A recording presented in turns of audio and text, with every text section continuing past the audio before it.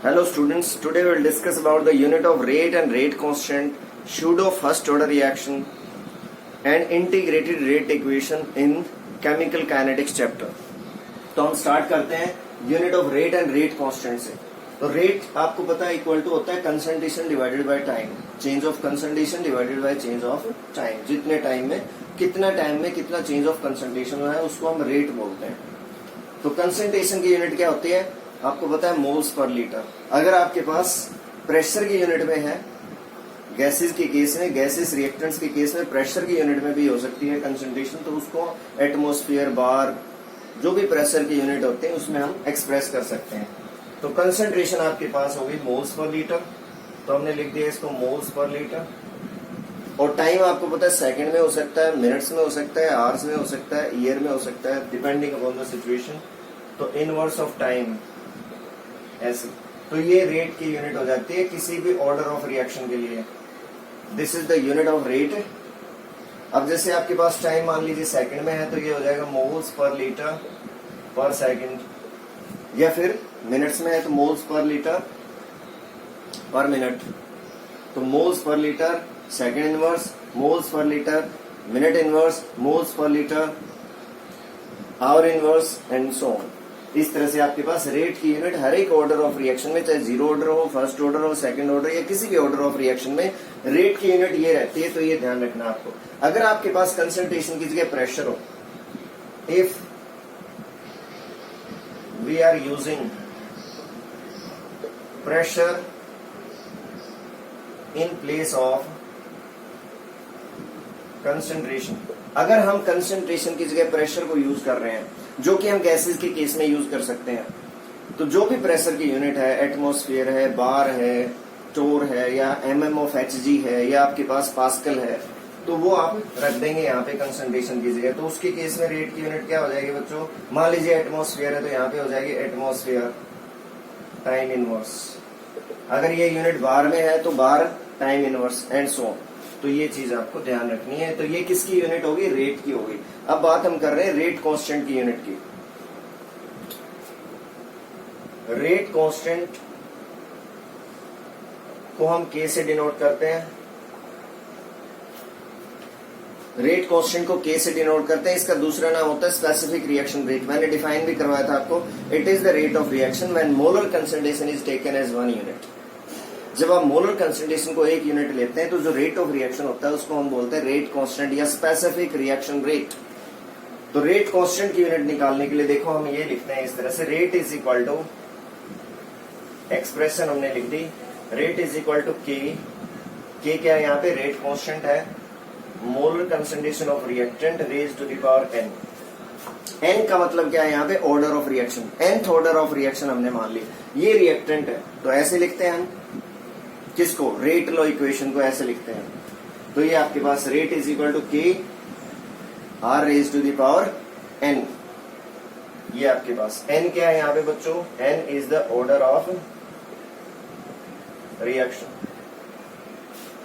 N is the order of reaction. अब आपको पता है अगर इसकी कंसंट्रेशन को 1 मान ले, हम रिएक्टेंट की कंसंट्रेशन को 1 मान लेते हैं तो रेट इज इक्वल टू के हो जाता है। तो मैंने पिछले वीडियो में डिफाइन करके बताया था, यहाँ पे फिर बता रहा हूं डेफिनेशन कि रेट को हम स्पेसिफिक रिएक्शन रेट भी क्यों बोलते हैं, कि because it is the rate of reaction when molar concentration of reactants is taken as 1 unit. तो इसका नाम इसीलिए क्या है, स्पेसिफिक रिएक्शन रेट या रेट कांस्टेंट बोलते हैं।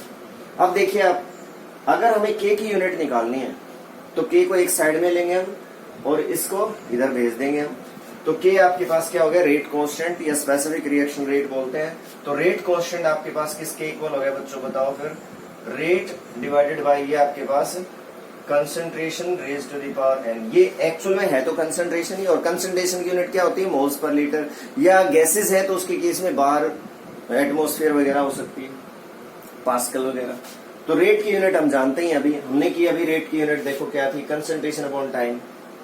तो यहां लिख देंगे हम कंसंट्रेशन अपॉन टाइम, और ये भी कंसंट्रेशन है raise to the power N.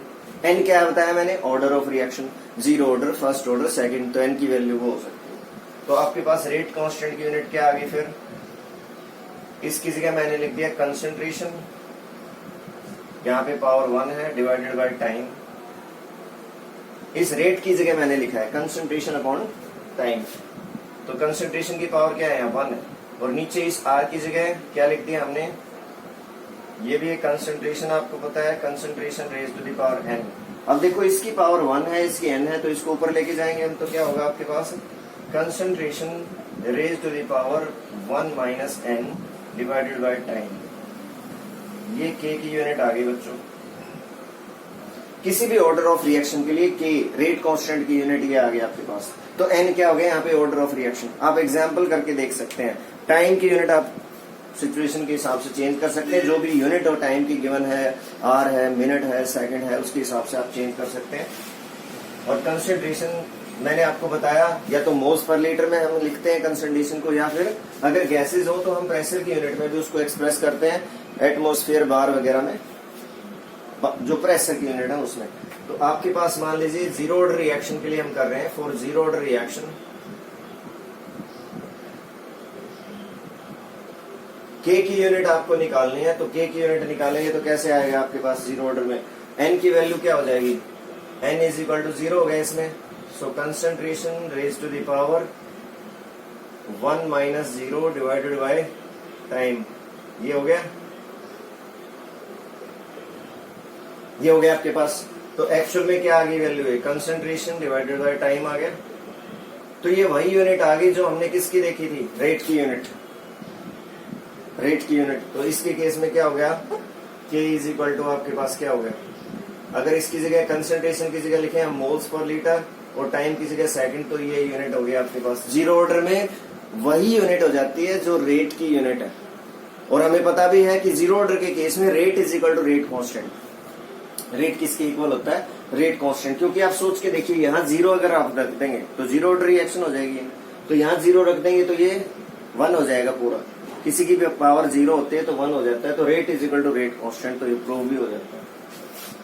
For first order, first order में अगर आप करके देखें यही, तो यहाँ पे n की वैल्यू क्या हो जाएगी, 1। तो K की यूनिट क्या हो जाएगी बच्चों, concentration raise to the power 1 minus 1 divided by time. अब 1 माइनस 1 तो पावर क्या होगी, 0। किसी की पावर 0 क्या हो गया, 1 हो गया आपके पास। तो इनवर्स ऑफ टाइम आ गया आपके पास। अब इनवर्स ऑफ टाइम में सेकंड इनवर्स आ सकता है, मिनट इनवर्स आ सकता है आपके पास, या जो भी आपके पास टाइम की यूनिट है उसके हिसाब से आप K की यूनिट बता सकते हैं। तो K की यूनिट आइडेंटिफाई करके न्यूमेरिकल्स में कई बार आपसे ऑर्डर पूछ लेते हैं कि ये रेट, कई बार क्या देंगे, रेट कांस्टेंट की वैल्यू दे देंगे आपको और आपसे पूछ लेंगे ऑर्डर बताइए। तो बच्चे कैलकुलेशन करने की कोशिश करेंगे, लेकिन उसमें आपको यूनिट पे ध्यान देना है। तो यूनिट से आप आइडेंटिफाई कर लेंगे कि आपके पास ये जीरो ऑर्डर रिएक्शन है, फर्स्ट ऑर्डर है, सेकंड ऑर्डर है, क्या है, ठीक है।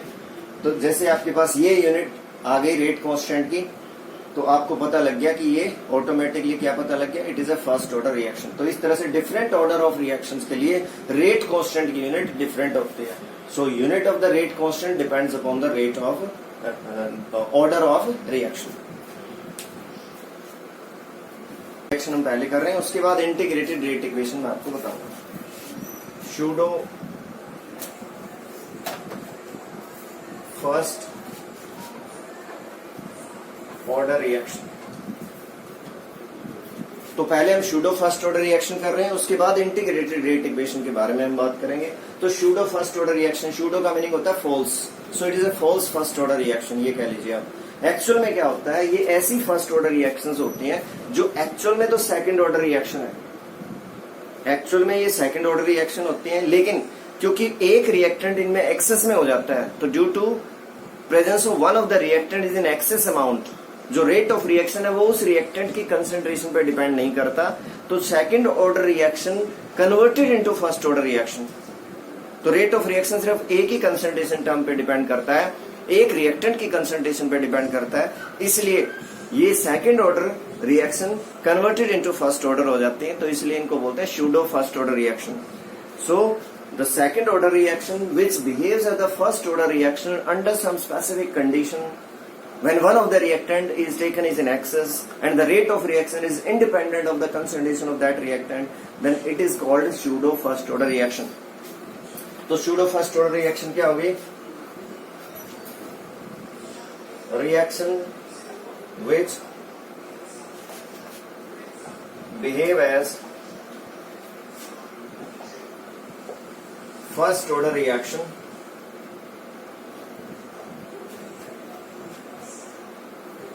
when one of the reactants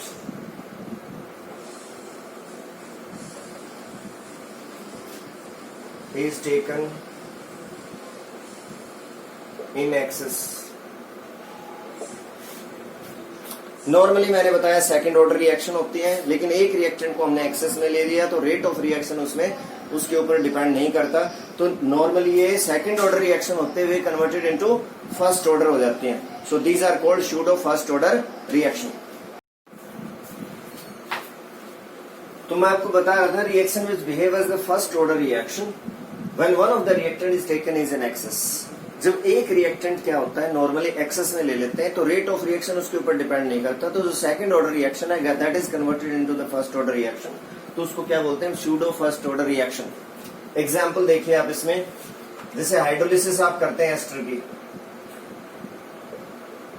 ये एस्टर है इथाइल एसीटेट या इथाइल इथेनोएट, इसकी हाइड्रोलिसिस अगर आप करें वाटर की प्रेजेंस में, एसिड एज ए कैटलिस्ट हम लेते हैं, रिवर्सिबल रिएक्शन होती है ये, तो हमें मिलता है acetic acid plus ethyl alcohol.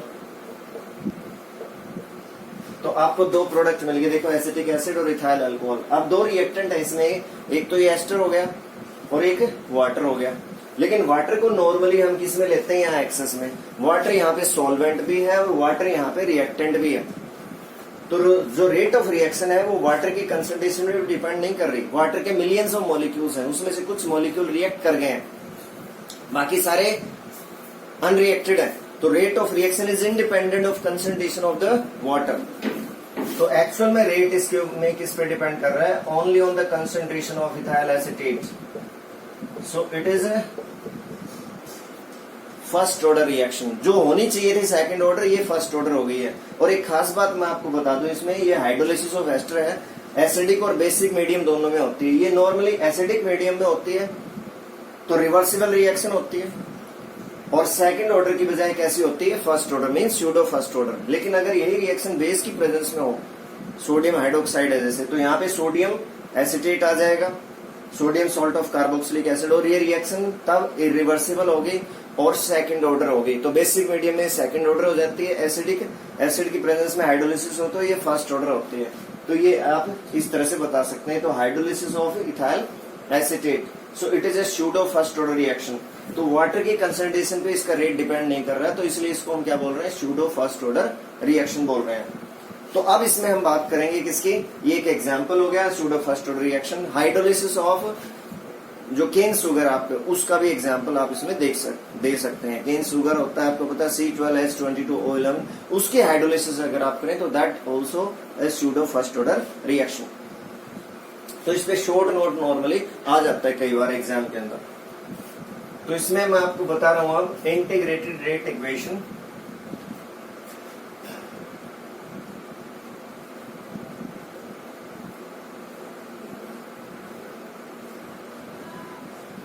Integrated rate equation, integrated rate equation हम उसको बोलते हैं the rate equation which is obtained by the integration and which give relationship between the concentration rate constant और टाइम के बीच में रिलेशन हमें देती है। कंसंट्रेशन रेट कांस्टेंट और टाइम के बीच में जो हमें रिलेशन देगी और इंटीग्रेशन से ऑब्टेन होगी, तो इसलिए उसको बोलते हैं इंटीग्रेटेड रेट इक्वेशन। और आपके सिलेबस में जो है वो है जीरो ऑर्डर और फर्स्ट ऑर्डर के लिए integrated rate equation. The rate equation obtained by integration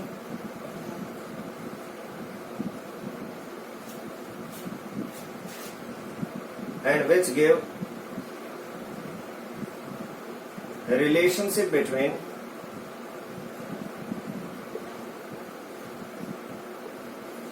concentration, rate constant and time. Concentration rate constant और टाइम के बीच में जो रिलेशन दे और जो इंटीग्रेशन से ऑब्टेन हो, तो उसको इंटीग्रेटेड रेट इक्वेशन बोलते हैं। और मैंने आपको बताया कि ये जीरो और फर्स्ट ऑर्डर की जो आपके हैं सिलेबस के अंदर integrated rate equation for the zero order reaction.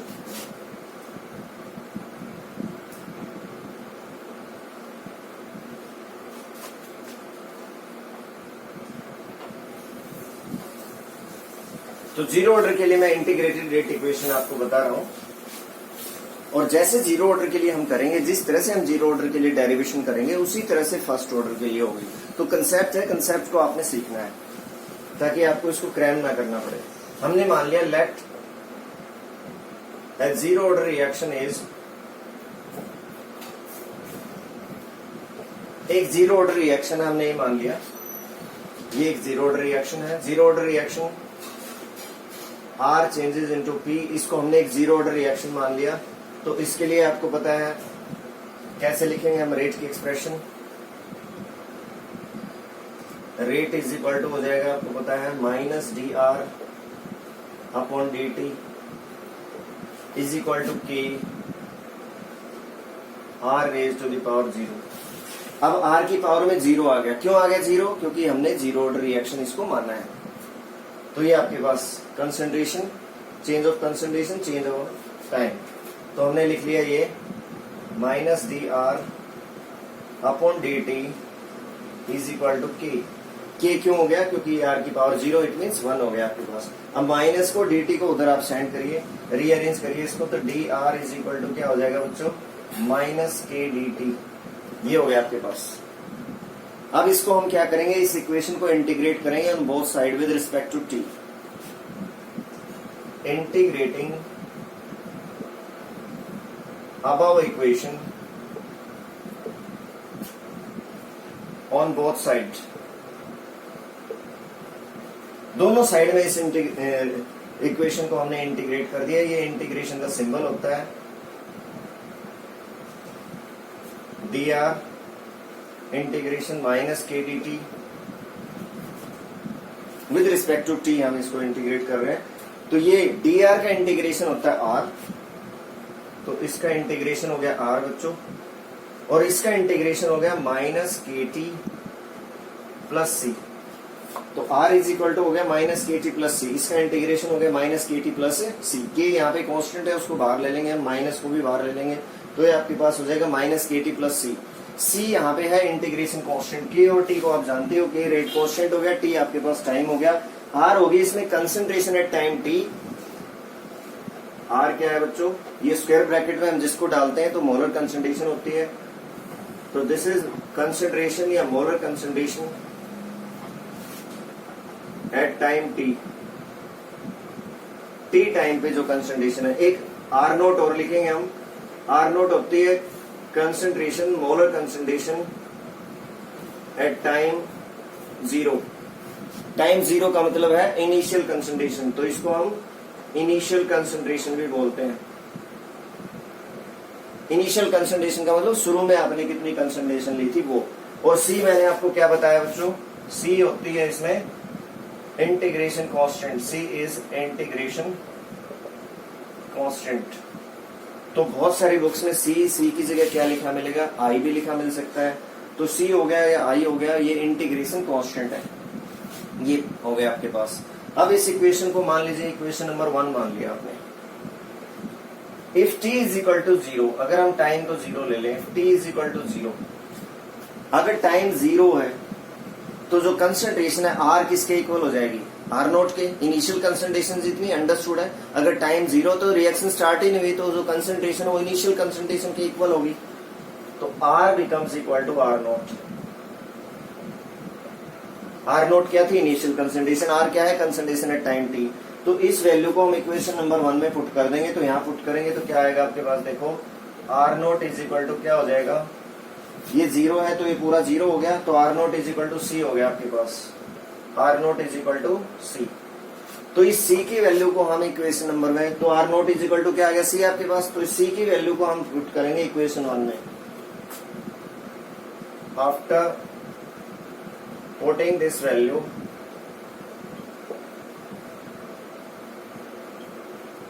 in equation 1 we get, इस वैल्यू को इक्वेशन 1 में पुट कर देंगे तो c की जगह क्या पुट करेंगे? R naught. तो क्या आ गया बच्चों? देखो ये r concentration at time t minus k t plus R naught, ये हो गया आपके पास। और ये हमें मिल गई integrated rate equation for the zero order reaction. ये इसी को रीअरेंज कर लेंगे हम आगे जरूरत पड़ेगी तो। अब ये इक्वेशन ऑफ स्ट्रेट लाइन है, देखो ये y है, ये mx है और ये c है। तो y को हम x के अगेंस्ट प्लॉट करते हैं तो आपके पास क्या आ जाता है, इंटरसेप्ट आता है और स्लोप आता है। तो स्लोप और इंटरसेप्ट आप निकाल लेते हैं। तो स्लोप किसके इक्वल आता है आपके पास, इसमें m के इक्वल, और इंटरसेप्ट कितना होता है, c के इक्वल। तो y को x के अगेंस्ट प्लॉट करते हैं। तो y क्या है यहाँ पे r है, x क्या है यहाँ पे t है, और आपके पास माइनस के क्या हो गया, इसमें स्लोप हो गया, और इंटरसेप्ट क्या हो गया, r note. r note means initial concentration. तो हम ये ग्राफिकल रिप्रेजेंटेशन करेंगे इसमें। देखिए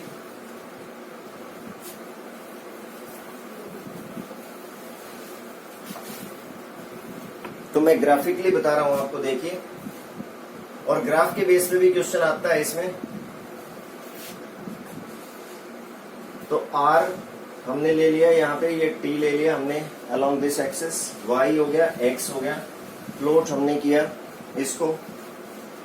तो जब आप इसको प्लॉट करेंगे तो इस तरह का ये ग्राफिकल रिप्रेजेंटेशन इसमें आएगा ऐसा। तो स्लोप कितना हो गया बच्चों इसमें बताओ, slope is equal to minus की।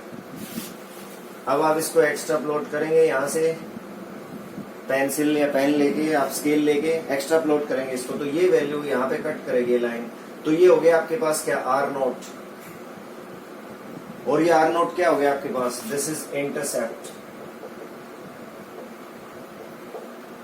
तो आर नोट क्या हो गया, इनिशियल कंसंट्रेशन, ये वैल्यू हो गई इनिशियल कंसंट्रेशन। इंटरसेप्ट आप निकाल लेंगे, स्लोप निकाल के आप किसकी वैल्यू निकाल सकते हैं, के की वैल्यू निकाल सकते हैं। ये ग्राफ देके आप सही भी पूछ सकते हैं कि बताइए ऑर्डर ऑफ रिएक्शन क्या है। तो जब भी आपके पास ये वाला ग्राफ हो, concentration with respect to time अगर ग्राफ रिप्रेजेंट कर रखा हो इस तरह का हो, जिसमें स्लोप माइनस के इक्वल है, आर नोट इनिशियल कंसंट्रेशन आपके पास, इंटरसेप्ट है, तो इट मीन्स ये जीरो ऑर्डर रिएक्शन के लिए ग्राफ है।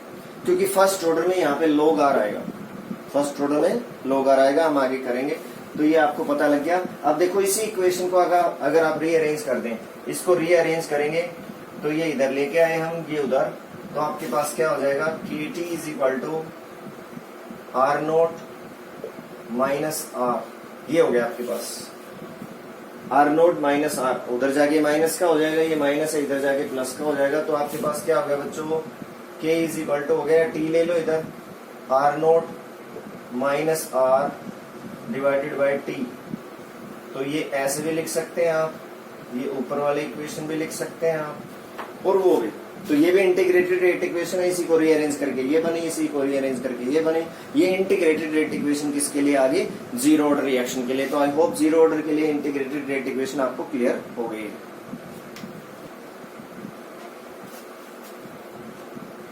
रिएक्शन अब फर्स्ट ऑर्डर के लिए भी बिल्कुल वैसे ही है जैसे जीरो ऑर्डर के लिए हमने किया, बिल्कुल उसी तरह से है। Let the first order reaction is,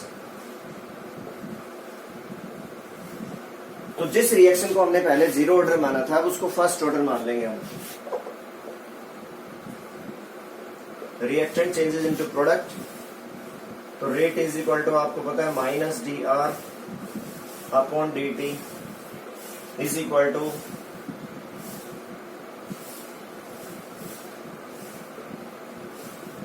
अब आर की पावर में यहाँ पे क्या आएगा, जीरो नहीं है, वन है, तो वन हमने लिख दिया यहाँ पे, ये अंडरस्टूड है, यहाँ पे वन है। अब इसको रीअरेंज कर लो, आर को एक साइड में ले लो, डी टी को इधर, तो माइनस को डी टी को उधर लेके गए हम, तो डी आर अपॉन ये d R upon R, R को ले आए हम इधर, is equal to minus k d t. अब देखो राइट हैंड साइड में वही आ गया जो हमने जीरो ऑर्डर में किया था। अब इसको इंटीग्रेट करेंगे, integrating above equation on both sides. इस इक्वेशन को हमने इंटीग्रेट कर दिया दोनों साइड में, तो क्या आ गया बच्चों, ये इंटीग्रेशन हम कर दिया डी आर अपॉन आर, और डी आर का इंटीग्रेशन कितना किया था हमने, वो आर था, तो डी आर बाई आर का इंटीग्रेशन होता है लोग are minus k d T, इसका इंटीग्रेशन करेंगे हम। तो डी आर बाई आर का इंटीग्रेशन मैंने बताया लोग आर, और लोग केमिस्ट्री में दो तरह से हम यूज करते हैं, मैंने पहले भी बताया है, एक वीडियो भी मैंने डाला हुआ है लोग पे, आप उस वीडियो को जरूर देखें अगर लोग पे कोई डाउट है आपको। तो लॉगरिथम की जो डाउट्स हैं वो आपके क्लियर हो जाएंगे। एक तो हम ln की फॉर्म में लिखते हैं जिसको बोलते हैं natural log, log to the base e, और एक हम लिखते हैं log की फॉर्म में log टू द बेस 10। तो केमिस्ट्री में ये दो हम तरह से हम log का यूज करते हैं। तो ln log r, dr by r का इंटीग्रेशन log r, और इसका कितना किया था हमने माइनस kt प्लस सी, ये आपके पास आ गया। अब इस इक्वेशन को 1 मान लो आप या ना भी मान लो, कोई दिक्कत नहीं है। अब आपने क्या किया, if t is equal to 0, उसी तरह से r क्या है, concentration at time t, c क्या है इंटीग्रेशन कांस्टेंट, t क्या है टाइम है, k क्या है रेट कांस्टेंट है, जैसे हमने जीरो ऑर्डर में किया बिल्कुल उसी तरह से। If t is equal to 0 तो r becomes equal to r naught. अगर t 0 है तो r किसके इक्वल हो जाएगा बच्चों, r नॉट के इक्वल हो जाएगा।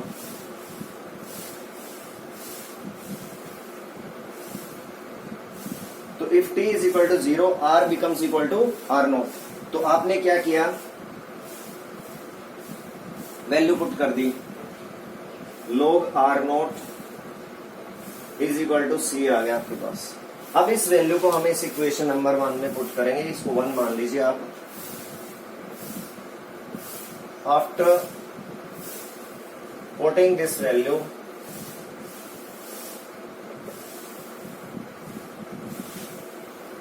इन इक्वेशन 1 वी गेट, इक्वेशन 1 में इस वैल्यू को इक्वेशन 1 में पुट कर दीजिए तो क्या आएगा, देखो ये आपके पास c की जगह क्या आ जाएगा, log r नॉट।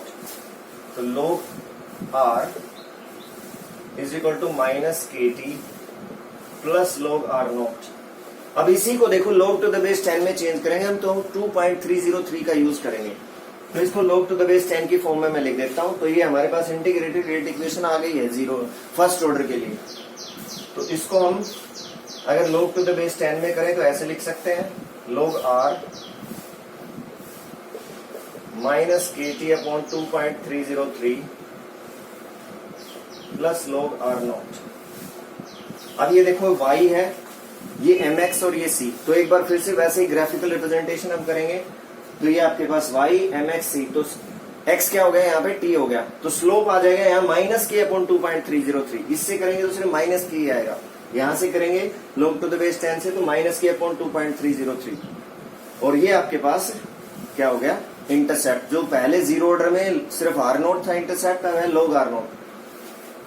तो ग्राफिकल रिप्रेजेंटेशन अगर आप करें तो ग्राफ से भी क्वेश्चन पूछ सकते हैं आपसे।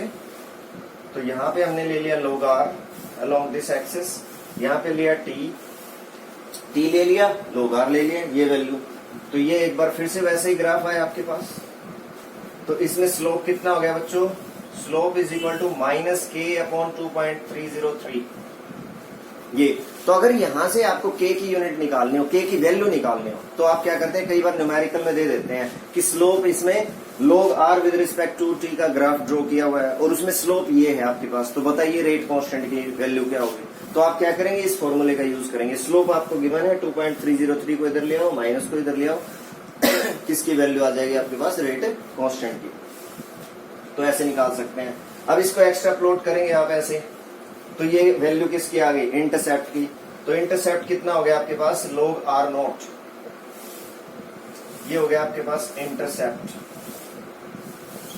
अब यहां से अगर r नॉट की इनिशियल कंसंट्रेशन की वैल्यू निकालनी हो तो आप क्या करेंगे, इस log को उधर लेके जाएंगे। इट मीन्स जो भी आपके पास इंटरसेप्ट होगा उसका एंटी log करेंगे आप। और log और एंटी log कैसे निकालते हैं, मैंने अलग से वीडियो इसके लिए बनाया हुआ है, आप उस वीडियो को जरूर देख लें, तो आपके सारे डाउट्स उसमें क्लियर हो जाएंगे। तो ये आपको पता लग गया, आई होप। ये इंटीग्रेटेड रेट इक्वेशन आ गई हमारे पास जीरो फर्स्ट ऑर्डर के लिए। अगर इसको रीअरेंज कर दें तो एक दो और तरह से आप लिख सकते हैं।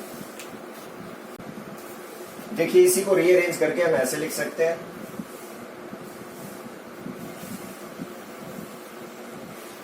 इसको रीअरेंज कर दिया, इसको इधर ले आए हम और उसको उधर लेके गए, तो आपके पास क्या आ जाएगा बच्चों, ये kt upon 2.303 is equal to log r naught minus log r। ये इधर आएगा, माइनस से प्लस हो जाएगा, इधर जाके माइनस का हो जाएगा, तो ऐसे भी लिख सकते हैं। और log a minus log b है ये, तो log a minus log b क्या होता है, log a divided by log b। तो इसको हम क्या लिख सकते हैं फिर, log r not divided by r। तो ये KT अपॉन 2.303, ये भी आपके पास यही इक्वेशन है। अब इससे भी ग्राफ आता है आपके पास, इसकी भी ग्राफिकल रिप्रेजेंटेशन होती है, ऐसे देखो। अब इसमें देखो y है और आपके पास ये y is equal to mx plus C है ना, तो इसमें इंटरसेप्ट 0 हो जाएगा, y is equal to mx plus C. तो इसमें इंटरसेप्ट क्या हो गया बच्चों, 0 हो गया इसमें। तो देखिए आप कैसे करते हैं हम इसको, हमने ले लिया log r naught by r, ये हो गया y आपके पास, ये mx हो गया, ये y हो गया, ये mx हो गया इसमें। तो t के अगेंस्ट हम प्लॉट करेंगे तो इस तरह का ग्राफिकल रिप्रेजेंटेशन आएगा इसमें। अब इसमें स्लोप कितना हो गया, slope is equal to k upon 2.303, intercept कितना हो गया इसमें 0। तो अगर इस तरह के ग्राफ दे दें, ये log r naught by r है, कई बुक्स में a नॉट बाय a लिखा होगा, किसी में a और a माइनस x लिखा होगा, मीनिंग सब में सेम है, ये इनिशियल कंसंट्रेशन, ये कंसंट्रेशन आफ्टर टाइम t। तो ये स्लोप निकाल के आप k की वैल्यू भी निकाल सकते हैं। देखो इसमें स्लोप कितना था, माइनस k अपॉन 2.303, इसमें कितना है k अपॉन 2.303, दोनों में अलग अलग उससे है, तो आपको ध्यान रखना है इस चीज का, ठीक है। इंटरसेप्ट इसमें क्या हो गया 0, उसमें इंटरसेप्ट है log r नॉट के इक्वल, जिससे हम एंटी लॉग लेके r नॉट की वैल्यू निकाल सकते हैं। और भी हम रीअरेंज करके लिख सकते हैं, अगर हम इसको और रीअरेंज कर दें तो क्या आ जाएगा आपके पास, ये भी लिख सकते हैं इसको हम, k is equal to 2.303 over t log r naught by r, ऐसे। अगर आप इसको रीअरेंज कर देंगे, इसको इधर ले आएंगे, प्लस का हो जाएगा, उधर ले जाएंगे तो ये वैल्यू आ जाएगी आपके पास। अब देखो यहाँ से ये वैल्यू आ गई, इसको इधर लेके जाएं आप पूरे को, k को यहाँ रख लेंगे या t को रख लें तो ये वैल्यू आ जाएगी। तो इससे रीअरेंज करके ये ऑब्टेन हो गया। अब इसी को कई बुक्स में ऐसे लिखा मिलता है, देखो 2.303 over t log a over a minus x, meaning इसका भी वही है, r नोट तो x क्या हो गया, कितने अमाउंट रिएक्ट कर गई वो, ये लिखा मिल सकता है 2.303 over t log a note over a या n note over n, meaning सबका सेम है, ये आपके पास अलग अलग लिखे मिल सकते हैं। जितने भी आपके पास रेडियो एक्टिव डिसइंटीग्रेशन रिएक्शंस हैं वो सब फर्स्ट ऑर्डर है। All the radioactive disintegration reactions are first order reaction. तो ये चीज आपको ध्यान रखनी है। इंटीग्रेटेड रेट इक्वेशन हमने जीरो ऑर्डर के लिए की और मैंने किस लिए बताई आपको, फर्स्ट ऑर्डर के लिए। तो फॉर्मूले इसमें आपको जरूर याद होने चाहिए, क्योंकि integrated rate equation first order पे पर्टिकुलरली न्यूमेरिकल इसमें आता है नॉर्मली बोर्ड के एग्जाम में।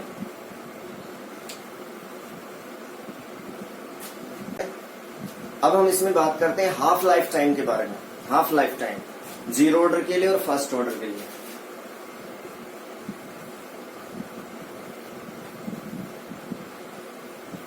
इसको टी हाफ से हम लिखते हैं हाफ लाइफ टाइम को। Half life time is represented as t half. बहुत ही सिंपल सी इसकी डेफिनेशन है कि कितने टाइम में जो इनिशियल कंसंट्रेशन है वो आधी रह गई। इनिशियल कंसंट्रेशन मान लीजिए 5 मोल्स पर लीटर थी, तो कितने टाइम में वो 2.5 मोल्स पर लीटर होगी, या 2.5 थे तो कितने टाइम में 1.25 मोल्स पर लीटर रहेगी, तो उसको बोलते हैं half life time. The time in which initial concentration reduced to half. The time in which initial concentration reduced to half is called as half life time. उसको half life time बोलेंगे। तो zero और first order के लिए मैं बता देता हूँ आपको, ग्राफिकल रिप्रेजेंटेशन भी हम इसमें करेंगे और क्वेश्चंस नॉर्मली इस पे भी आ जाते हैं, तो आपको इसको ध्यान देना है। इस चैप्टर में जो हमने इंटीग्रेटेड रेट इक्वेशन की और ये हाफ लाइफ टाइम, ये इंपॉर्टेंट टॉपिक्स में से आते हैं न्यूमेरिकल के पॉइंट ऑफ व्यू से। फॉर जीरो ऑर्डर रिएक्शन, आपको पता है जीरो ऑर्डर रिएक्शन में हमें पता है, we know that zero order reaction के लिए हमें पता है फर्स्ट जो इंटीग्रेटेड रेट इक्वेशन है वो क्या है, T is equal to R naught minus R upon k. ये किया था हमने integrated rate equation for the first order. अब T तो हो गया T half, if T is equal to T half. T half समझ गए ना आप, हाफ लाइफ टाइम, जिस टाइम में इनिशियल कंसंट्रेशन आधी रहेगी। अब ये इनिशियल कंसंट्रेशन है, ये है कंसंट्रेशन आफ्टर टाइम टी। तो टाइम टी पे कितनी कंसंट्रेशन रहेगी? अगर टी हाफ के इक्वल हो गया तो अंडरस्टूड है इनिशियल कंसंट्रेशन से आधी कंसंट्रेशन रहेगी। तो इट मींस आर कितना हो गया? R naught by 2, initial concentration का half. So R becomes equal to R naught by 2। तो इसमें पुट कर देंगे आप वैल्यू। टी की जगह क्या हो गया बच्चों? टी हाफ, ये इनिशियल कंसंट्रेशन, और ये कंसंट्रेशन आफ्टर टाइम टी है जो कि पहले से आधी हो गई है, पहले ये थी, अब होगी उसका हाफ। तो आर नॉट बाय 2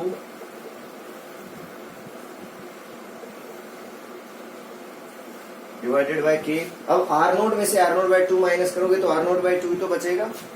तो ये आपके पास क्या हो गया? T half is equal to, ये हो गया आपके पास आर नोट बाय 2 के। ये आपने ऑब्टेन कर लिया। अब देखो इसमें ध्यान से, ये 2 के तो कांस्टेंट है, तो half life time for the zero order reaction is directly proportional to initial concentration. तो आप ग्राफिकल रिप्रेजेंटेशन इसकी कर सकते हो, ग्राफ से भी आपसे क्वेश्चन पूछ सकते हैं, इसमें ऑर्डर भी पूछ सकते हैं ग्राफ से आपसे। तो आपने क्या लिया, यहां पे ले लिया हाफ लाइफ टाइम, ये ले लिया इनिशियल कंसंट्रेशन। तो initial concentration is directly proportional. आप देखिए इनिशियल कंसंट्रेशन के डायरेक्टली प्रोपोर्शनल है half life time. Half life time is directly proportional to the initial concentration. तो ये इस तरह का ग्राफ आता है किसमें? जीरो ऑर्डर के अंदर। Half life time is directly proportional to the initial concentration in case of zero order reaction. तो ये ग्राफ देखते ही आपको पता लग जाना चाहिए कि जीरो ऑर्डर के लिए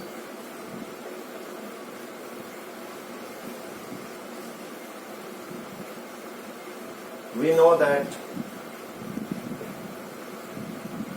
तो कंसेप्ट क्या है इसमें? उसी तरह से कि इनिशियल कंसंट्रेशन हाफ हो गई हमारे पास, और इंटीग्रेटेड रेट इक्वेशन आपको पता है, T is equal to 2.303 over K log R naught by are.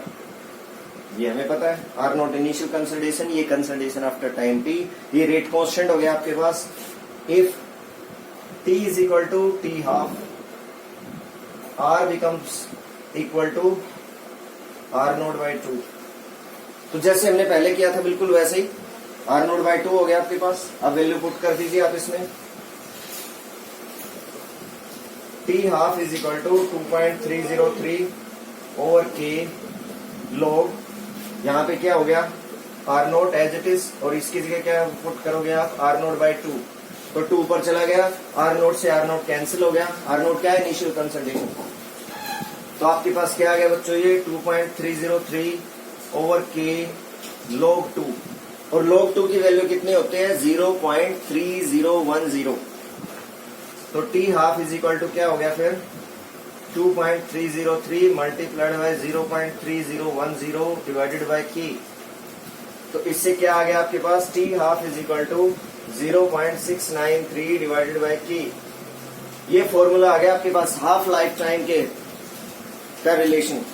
किसके लिए? फर्स्ट ऑर्डर के लिए। अब आप इसमें ध्यान से देखिए, जीरो ऑर्डर में तो यहाँ पे आर नोट था, initial concentration, means half life time is directly proportional to initial concentration. इसमें क्या है? कहीं इनिशियल कंसंट्रेशन नहीं है। तो ग्राफिकल रिप्रेजेंटेशन क्या आएगी फिर? इस तरह से टी हाफ हमने यहाँ पे ले ली initial concentration along this axis, तो ये आ गया आपके पास इसकी ग्राफिकल रिप्रेजेंटेशन। तो देखिए आप, इनिशियल कंसंट्रेशन पे इंडिपेंडेंट है half life time. So in case of the first order reaction the half life time is independent of the initial concentration. ये हमने सीख लिया यहाँ पे। तो ये फॉर्मूला आपको आना चाहिए इसके अंदर इस तरह से। तो हमने जीरो ऑर्डर के लिए किया हाफ लाइफ टाइम, हमने फर्स्ट ऑर्डर के लिए किया, हमने जीरो ऑर्डर के लिए इंटीग्रेटेड रेट इक्वेशन की, फर्स्ट ऑर्डर के लिए हमने इंटीग्रेटेड रेट इक्वेशन की, हमने सूडो फर्स्ट ऑर्डर रिएक्शन की, और हमने क्या किया? रेट और रेट कांस्टेंट की यूनिट्स की। तो इंपॉर्टेंट टॉपिक्स इस वीडियो में मैंने डिस्कस किए हैं। तो आप वीडियो को ध्यान से देखें, समझें, और कोई प्रॉब्लम हो तो आप मेरे को लिख के बता सकते हैं। Thank you.